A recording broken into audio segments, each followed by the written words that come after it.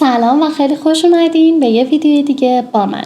توی این سری اپیزودهای 20 تایی کتاب Vocabulary for IELTS سطح Advanced رو در قالب 20 تا اپیزود پادکست بهتون کامل آموزش میدم. کل لغات، عبارات، اصطلاحات و گرامرهای فوق حرفه‌ای که احتیاج دارین تا توی اسپیکینگ و رایتینگ آیلتستون عملکرد بهتری داشته باشید براتون جدا کردم و توی این پادکست آموزش میدم. این کتاب یه جلد دیگه هم داره، لول اینترمدییت هستش که توی این پلیلیست اون هم در قالب 20 اپیزود پادکست و PDF آموزش دادم. راستی وقتی که این پادکست رو گوش میدی فایل های PDF هم در کنارش هست که میتونی عضو بشی توی کانال تلگرام. فایل های PDF رو با طراحی، کیفیت و دیزاین بالا دانلودشون کنی و پرینتشون کنی. حالا نکته مهم و سوالی که ممکنه برات پیش بیاد: چطوری این پادکست ها رو گوش بدم؟ چطوری از این ویدیوها استفاده کنم؟ نحوه درست استفاده کردن از این ویدیوها، گوش دادن به این پادکست ها و کلا خوندن این کتاب رو در قالب یه ویدیو انتهای صحبت هام بهت توی مراحل متفاوت میگم. یادت نره که برای اینکه بهترین عملکرد رو داشته باشی و بازدهیت بره که بالا و این کتاب خیلی خوب یاد بگیری، این ویدیو رو قشنگ ببین، تمام مراحلش رو تک به تک اجرا کن تا بتونی لغاتش رو یاد بگیری و توی اسپیکینگ و رایتینگت استفاده کنی. این سراغ درس 12. این اپیزود خیلی به زندگی روزمرمون نزدیکه. میخوایم در مورد مد، فشن و مصرفگرایی صحبت کنیم.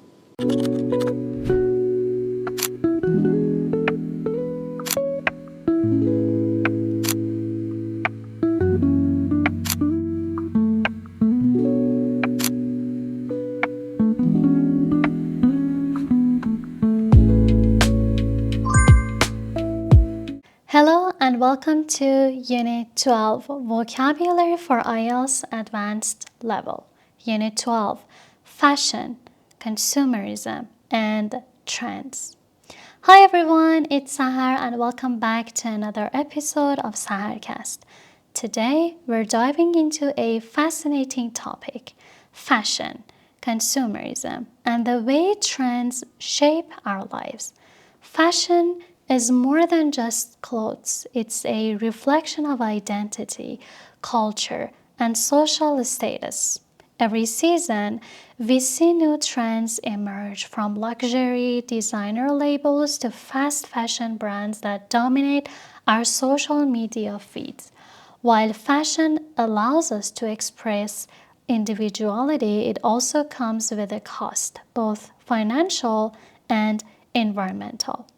Modern consumerism has made it incredibly easy to buy more than what we need. We often chase the latest trend just to feel updated, but at the same time, we are producing massive amounts of waste.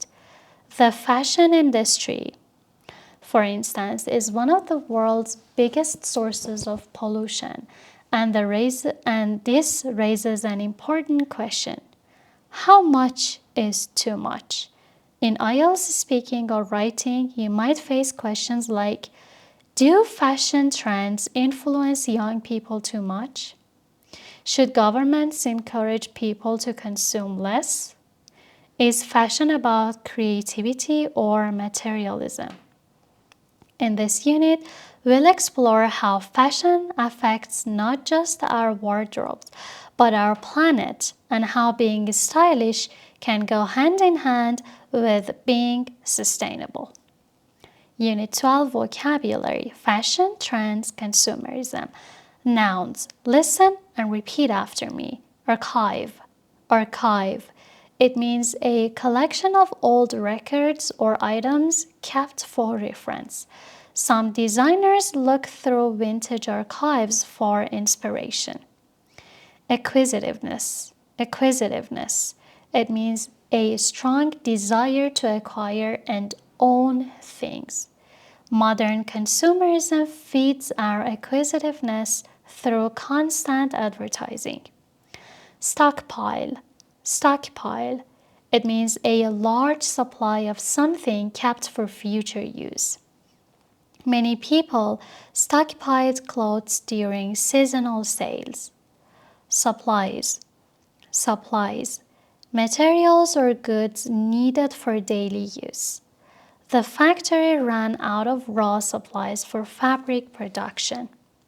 Chic, chic, stylish and fashionable in an elegant way. Her outfit was simple yet incredibly chic. Drab, drab, dull and lacking color or excitement. The room looked drab until she added some bright decor. Mundane, mundane. It means ordinary or not interesting. Shopping has become a mundane weekend activity for many people. Sophisticated, sophisticated, elegant, complex, or refined. Paris is famous for its sophisticated fashion culture. Let's learn some common phrases. A must-have item. A must-have item. It means something everyone wants to own. That new bag is a must-have item this season. A passing trend. A passing trend. Something fashionable for a short time. Many social media trends are just passing trends. Casual dress. Casual dress. It means informal clothing suitable for daily wear. The company encourages casual dress on Fridays. Conspicuous consumption. Conspicuous consumption. Buying expensive things to show off wealth. Luxury cars and designer brands are symbols of conspicuous consumption. Designer label. Designer label. A product made by a well-known fashion designer. She only wears designer label handbags. Disposable income. Disposable income. Extra money available after paying expenses. People with higher disposable income tend to buy more luxury goods. Fashion accessory. Fashion accessory. Small items that complete an outfit, like jewelry or scarves. Sunglasses are her favorite fashion accessory. Get rid of. Get rid of. It means to throw away or stop using something. She finally got rid of all the clothes she never wore. Mass branding. Mass branding. Creating and promoting products for a wider audience. Fast fashion relies heavily on mass branding and quick production. Personal consumption. Personal consumption. Goods and services used by individuals. Online shopping has increased personal consumption dramatically. Spending patterns. Spending patterns. The way people typically spend money. Spending patterns change during economic crises. The latest trend. The latest trend. The most recent popular style. Oversized coats are the latest trend this winter. Traditional dress.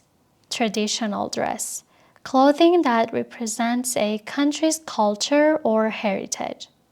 Traditional dress in Iran includes colorful scarves and long dresses. Some verbs are abandon. Abandon. It means to stop doing or using something. Many people abandon trends once they are no longer fashionable. Conserve. Conserve. It means to protect and use something carefully. For example, we should conserve natural resources by recycling clothes. Consume. Consume. To use up goods or resources. People consume more products than ever before. Discard. Discard. To throw away something you no longer need. She discarded old clothes to make room for new ones. Dump. Dump. To get rid of large amounts of waste. factories often dump waste into rivers, which is harmful to the environment. Eradicate. Eradicate, it means to completely remove or destroy something. The campaign aims to eradicate child labor in the fashion industry. Hoard. Hoard, it means to collect and keep a lot of unnecessary things. Some people hoard clothes they never wear. Maintain. Maintain, it means to continue or keep something in good condition. It is difficult to maintain a minimalist wardrobe. Preserve. Preserve, it means to protect something from damage or decay. Museums preserve traditional textiles or garments. Retain. Retain, to keep possession of something. She tries to retain her own style despite changing fashion trends. Now we are going to move to part 2 speaking sample. The question goes like this. Describe an expensive item you bought recently. You should say what it was, when and where you bought it, why you bought it, and explain how you feel about it. The sample answer. One of the most expensive items I've bought recently is a Gucci perfume from their Bloom collection. I purchased it a few months ago as a small reward for finishing a really stressful work project. I got it from a luxury store in Tehran, and honestly I hesitated at first because of the price. It was definitely a splurge, but I'm glad I went for it. The scent is absolutely sophisticated and floral. It has this gentle combination of jasmine and tuberose that feels feminine and elegant without being overpowering. I remember the first time I sprayed it and I instantly felt more confident and polished.